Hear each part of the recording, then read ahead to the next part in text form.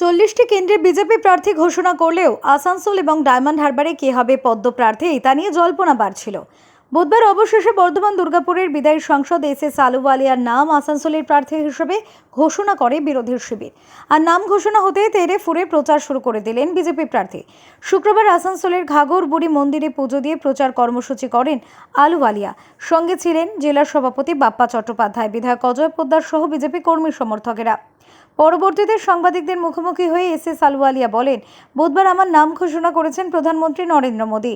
মোদীজি, অমিত শাহজি, নাড্ডাজি আমায় শুভেচ্ছা দিয়ে আসানসোলের মানুষের কাছে পাঠিয়েছেন। এখানকার মানুষের ভালো সাড়া পাচ্ছি। পরশুদিন আমার নাম ঘোষণা করেছেন মোদীজি।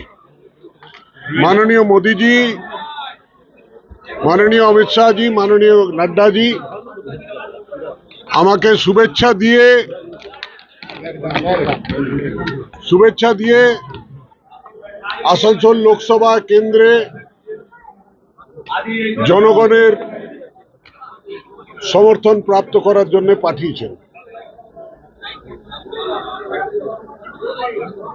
বিপুল স্বাগত ওখানে করেছে আসানসোলের কয়েক হাজার যুবক। আসানসোল থেকে জয়ন্ত সাহার রিপোর্ট, ওঙ্কার বাংলা।